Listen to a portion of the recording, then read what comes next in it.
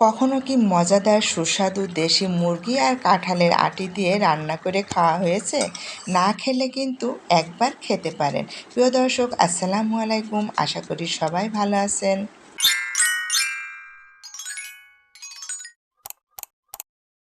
ছাদ থেকে ফ্রেশ টাটকা ভেন্ডি তুলে কুটে নিচ্ছি, এর আনন্দটাই আলাদা। প্রিয় দর্শক, দেখতেই পারছেন আমার মুরগির খামারে ডিম পেড়ে রেখেছে। প্রিয় দর্শক, দেশি মুরগি লালন পালন করলে কি কি সুবিধা আসুন জেনে নিই।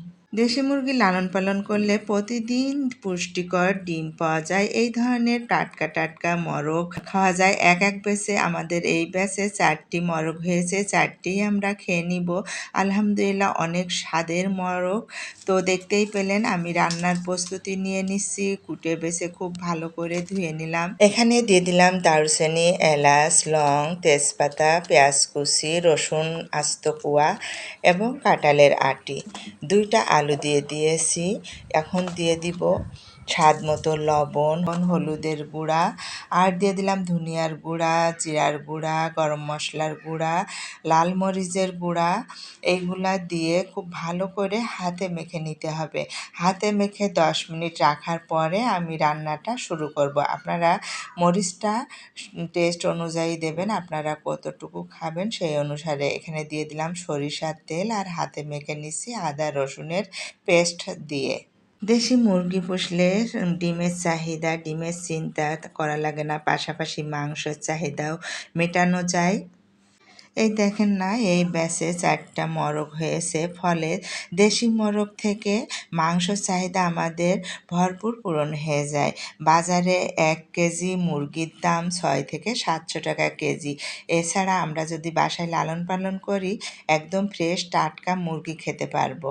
আর এই মুরগিটা চুলায় দেওয়ার পরে আমি গাছ থেকে ছিঁড়ে একদম ফ্রেশ ফরমালিন মুক্ত আম কেটে নিচ্ছি খাওয়ার জন্য। আমার ভিডিওতে গ্রাম্য পরিবেশ থাকে, ছাদের গাছপালা, রান্না, মুরগির ডিম, মুরগি তোলা, খাবার দেওয়া, পানি দেওয়া, অনেক কিছুই থাকে। গ্রামের পরিবেশটা আমার খুব ভালো লাগে ভিডিওতে তুলে ধরতে।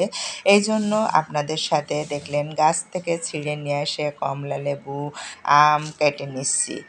তো আপনারা এই ভিডিওগুলো দেখতে অনেকেই ভালোবাসেন, এই জন্য ভিডিওগুলো কষ্ট করে আমার তুলে ধরা। রান্নার ফাঁকে ফাঁকে একদম ফ্রেশ টাটকা ফরমালিন মুক্ত সবজির পাশাপাশি টাটকা এই ধরনের ফল তুলে কেটে খাওয়া, এর আনন্দটাই আলাদা।